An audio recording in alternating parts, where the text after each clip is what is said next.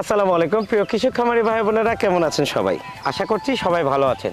দর্শক বন্ধুরা, একটি অন টাইমের ঘর কিভাবে তৈরি করবেন এবং এই ঘরটি যদি আবার মাঠের মধ্যে স্থাপন করেন তো সেক্ষেত্রে কেমন খরচ হতে পারে এবং কিভাবে তৈরি করবেন, আজকের এই উদ্যোক্তার কাছ থেকে আমরা জানানোর চেষ্টা করব। আমার সামনে যে ঘরটি দেখতে পাচ্ছেন, এই ঘর বিষয়ে আপনাদেরকে জানানোর চেষ্টা করব। অনেকেই মাঠের মধ্যে ঘর তৈরি করেন বাঁশ, কাঠ, টিন বা বিভিন্ন আনুষঙ্গিক দিয়ে বিশাল একটি খরচ করে থাকেন। আজকে যে ঘরটি বিষয়ে কথা বলবো, দেখেন কতটুকু সর্বনিম্ন বা স্বল্প খরচে এরকম একটি অন টাইম ঘরে আপনি বেশ কিছু হাঁস রাখতে পারবেন, তারই বিস্তারিত জানানোর চেষ্টা করবো। আমার সাথে রয়েছে আজকের যিনি উদ্যোক্তা, কথা বলবো ওনার সাথে এবং এই ঘর বিষয়ে। তাহলে আমরা উদ্যোক্তার সাথে কথা বলার জন্য চলে যাচ্ছি। ভাইজান আসসালামু আলাইকুম। ওয়ালাইকুম আসসালাম। কেমন আছেন আপনি? আলহামদুলিল্লাহ ভালো। কি নাম আপনার? মোহাম্মদ সজল। সজল ভাই। হ্যাঁ। সজল ভাই, হাঁস পালন করেন কত বছর হলো? 4-5 বছর ধরে। 4-5 বছর। জি। আচ্ছা, এই প্রতি বছরই কি মাঠে এইভাবে ঘর তৈরি করে রাখেন? হ্যাঁ, প্রতি বছর মাঠে এই জায়গাতে রাখি, 2-1 মাস বাড়িতে থাকি। মানে 2-1 মাস বাড়িতে থাকেন, তারপরে বছরের প্রায় সব সময় এইভাবে মাঠে রাখেন? হ্যাঁ, এইভাবে মাঠেই রাখি। আচ্ছা, আমরা কিন্তু আজকের আপনার এই ঘর সম্পর্কে একটু জানার চেষ্টা করব। তো সেক্ষেত্রে এইরকম একটি ঘর তৈরি করতে প্রথমে বলতে চাই কি কি লাগে। প্রথমে লাগে এই নেট লাগবো, বাঁশ লাগবো, এইসব এই সাপোর্ট জাল, তারপরে এই যে উপরকার সাপোর্ট জাল দিলে জীব জন্তু এই শিয়ালের অত্যাচারের থেকে এগুলো বাঁচা যায়। আচ্ছা, এই যে কয়েকটি আনুষঙ্গিক জিনিস বললেন যে এটা একটি ছাপড় অর্থাৎ পাশ জাল এবং উপরে একটি পাশ জাল, সাইডে দিয়েছেন একটি সবুজ নেট, এবং তার উপরে আবার ত্রিফলা ব্যবহার করেন এবং বাঁশ আছে। হ্যাঁ, তারপর বাঁশ আছে, আরো অনেক কিছু আছে। সকালে ওই রাত্রে পানি দেওয়ার সময় গাবলা চত্বরে পানি দেওয়া লাগে। এই যে আনুষঙ্গিক যে ঘরের যে বিষয়গুলো, বাঁশ, কাঠ, নেট থেকে শুরু করে ত্রিফলা, এটা তৈরি করতে আপনার কত টাকা খরচ হয়েছে? 1500 থেকে 2000। 1500 থেকে 2000। আর এই 1500 থেকে 2000 টাকার জিনিস দিয়ে ঘর তৈরি করে এখানে আমি কতগুলো হাঁস রাখতে পারবো? আনুমানিক 500। 500? জি। 500 হাঁস আপনি অনায়াসে রাখতে পারেন? জি। আচ্ছা, আমরা একটু ঘরের মধ্যে যাই, দেখি একটু কি অবস্থা। এদিক থেকেই তো না? হ্যাঁ, এদিক দিয়ে আসেন। সজল ভাই, এই যে প্রথমে একটা সেফটি বেড়া আমরা পার করলাম। জি। এটা জি, মানে এটা পাশ জাল, এটা দিলে কি হয়? এটা দিলে মানে কি শিয়াল উপর দিয়ে জাম করতে পারে না, তারপরে খামারেও আক্রমণ করতে পারে না। এটা হচ্ছে পাশ জালের কাজ, অর্থাৎ সাপোর্ট জাল যেটা বলেন আপনারা। এখন এইখানে আমি অনেককেই দেখেছি যে এখানে হচ্ছে ত্রিফলা ইউজ করে, আপনারা পাশ জাল দিয়েছেন। বেশি সেফটির জন্য এটা এটা বেশি সেফটির জন্য, মানে শিয়াল যাতে ভিতরে না করতে পারে, এটা একটু দিলে ভালো হয়। আচ্ছা, আমরা একটু ভিতরে যাব, আরো একটু ভিতরে। বন্ধুরা, আমরা কিন্তু আপনাদের দেখানোর চেষ্টা করছি যে এখানে জাল দিয়ে কিভাবে বাঁশ দিয়ে এই ঘরটি তৈরি করা হয়েছে এবং জানানোর চেষ্টা করবে এই ঘরের আরও কিছু আনুষঙ্গিকভাবে। তো সজল ভাই, এই যে এই বাঁশটা যেমন আপনি ব্যবহার করেছেন, এই বাঁশটা আসলে কতটুক লম্বা করলে সবচেয়ে ভালো হয়? এই বাঁশটা আনুমানিক 15 ফিট আছে। 500 হাঁসের জন্য 15 ফিট একটা বাঁশ যথেষ্ট। জি। আচ্ছা, এই যে সাইডে যে নেট, সবুজ নেটটা দিয়েছেন, এই নেটটার আসলে কাজ কি? এই নেটটার কাজ হলো এই সাইডটা দিয়ে আসি যাতে শিয়াল যাতে না ভিতরে আসতে পারে, আর ডিম যাতে বাইরে না যান যায়। আচ্ছা, এখানে 500 হাঁস অনায়াসে রাখতে পারবেন, তাই তো? আচ্ছা, এই যে এই নেটগুলো যেমন বললেন যে সব মিলিয়ে 1500 থেকে 2000 টাকার মতো আপনার খরচ হয়, তাই তো?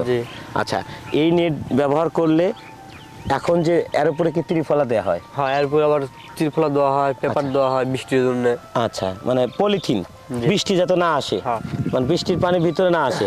এখন তো ত্রিফলা নাই, ত্রিফলা কই রাখছেন? ত্রিফলা এদিকে যাওয়া রাখছি, মানে সাইডে নামায় রাখছেন কেন? ঘরটা শুকানোর জন্য? ঘরটা শুকানোর জন্য, সকালে ভিজা থাকে জন্য নামায় দিই, শুকা যায়।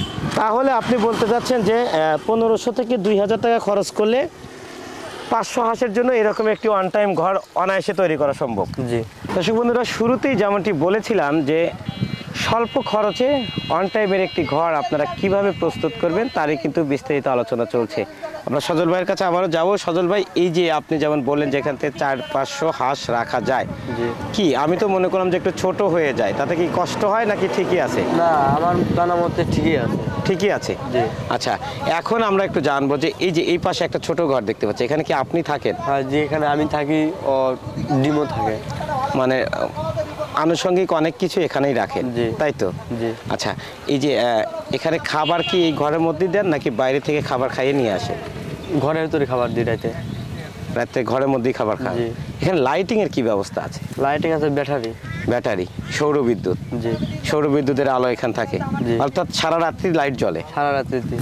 আচ্ছা, এখন তো রাস্তার সাথে আছেন, যখন মাঠের মধ্যে যান তখনও কি এরকম ঘরে তৈরি করে? তখন এরকমই। আচ্ছা, যারা মাঠে হাঁস পালন করতে চায় তাদের কি এরকম ঘর তৈরি করার বিষয়ে কি বলতে চান? এরকম ঘর বিষয় বর্তমান তো করলে ভালোই হবে। ভালো হবে। জি। যারা অনেক টাকা খরচ করে ঘর তৈরি করে তাদেরকে কি বলবেন? তাদেরকে এখন এরকম বিষয় হচ্ছে যে বানানোই ভালো। এটাই ভালো না? ভালো। জি।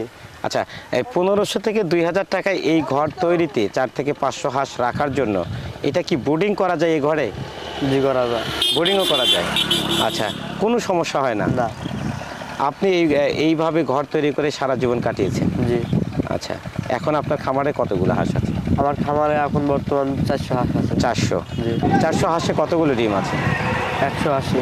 180টা। জি। আচ্ছা, এখন কি কোনো ইনকাম হচ্ছে কিনা? ইনকাম এখন বর্তমান হচ্ছে না, এখন বর্তমান লস যাচ্ছে।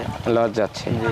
তো ভাইজান, এই যে উপকরণগুলোর কথা বললেন, নেট জাল বা পাশ জাল এবং ত্রিফলা এবং পলিথিন, এগুলো আসলে কোথায় পাওয়া যায়? এখানে সব পাওয়া যাবে এই পোলট্রির হচ্ছে দোকানে, যেসব জায়গাতে এই পিয়া বিক্রি হয়। পোলট্রির বিষয়ে যাবতীয় বিষয় বিক্রি হয়? জি। আচ্ছা, ওইসব তাহলে পাওয়া আপনি যাবে। খামার করে কেমন আছেন একটু বলেন? খামার করে আমি বর্তমান ভালোই আছি। ভালোই আছেন। ইনকাম কি একটু হচ্ছে? ইনকাম হালকা পাতলা কিছু হচ্ছে। এখন হালকা পাতলা হচ্ছে। এই 5 বছর ধরে যে খামার করেন, সবচেয়ে ভালো কোন বছর হলো? সবচাইতে ভালো বছর গেছে গতবার। গতবার? জি। ভালোই হয়েছিল। জি। কেমন লাভ হয়েছিল তাই? গতবার তা আনামতিক 20-30 হাজার। 20-30 হাজার। এটা কি মাসে ইনকাম হয়েছিল নাকি বছরে? মাসে। মাসে। জি। এই 400 হাঁস থেকে 20-30 হাজার টাকা ইনকাম করেছিলেন জি। মাসে, তাই তো? সব খরচ বাদে? জি। আচ্ছা, এবার তো ভালো হচ্ছে, সামনে বার কি পরিকল্পনা? বড় করবেন নাকি? সামনেবার পরিবর্তন একটু বেশি হবে। আচ্ছা, মানে একটু বেশি করে করবেন। জি। অনেক ধন্যবাদ সজল ভাই, ভালো থাকবেন এবং অবশ্যই দোয়া করি যে আপনার এই খামারটি যেন ভালো থাকে এবং আপনিও যেন অনেক ভালো থাকতে পারেন এবং অবশ্যই খামারের সাথে যুক্ত থাকতে পারেন। সজল ভাই, ধন্যবাদ আপনাকে। হ্যাঁ, আসসালামু আলাইকুম। দর্শক বন্ধুরা, এতক্ষণে যে অন টাইম ঘর বিষয়ে আপনাদেরকে জানানোর চেষ্টা করলাম, আশা করি যাবতীয় বিষয় আপনারা বুঝতে পেরেছেন। একটি অন টাইম ঘর আপনার খামার ব্যবস্থাপনায় অনেক সহজলভ্য হওয়ায় খামারের কিন্তু অধিক পরিমাণে লাভ হওয়ার সম্ভাবনা রয়েছে। আপনারা যারা ওয়ান টাইম ঘর করে হাঁস পালন করছেন, আমার বিশ্বাস তাহারাই আজকের এই ভিডিওটির গুরুত্বপূর্ণ বিষয়টি বুঝতে পারবেন।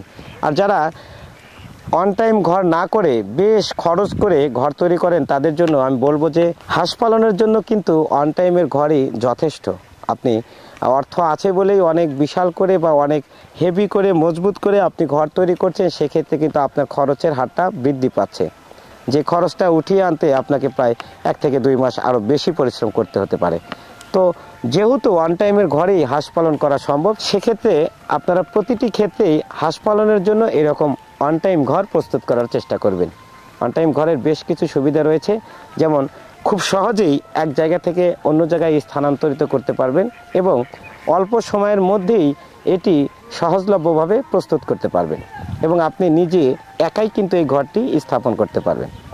দর্শক বন্ধুরা, কেমন লেগেছে আজকের এই অন টাইম ঘর বিষয়ে ভিডিওটি সম্পূর্ণ অবশ্যই কমেন্ট বক্সে জানানোর চেষ্টা করবেন এবং আরও কি ধরনের ভিডিও আপনাদের জানানো দরকার ছিল সেই বিষয়টিও আমাদেরকে জানানোর জন্য অবগত করবেন। তো দর্শক, আজ এ পর্যন্তই। পরবর্তীতে আরও একটি সুন্দর এপিসোড নিয়ে আবার আপনাদের সামনে হাজির হব। সে পর্যন্ত সবাই ভালো থাকবেন, সুস্থ থাকবেন। খামার বাংলা 24 খবিরউদ্দিন ভাইয়ের সঙ্গে থাকবেন। আল্লাহ হাফেজ।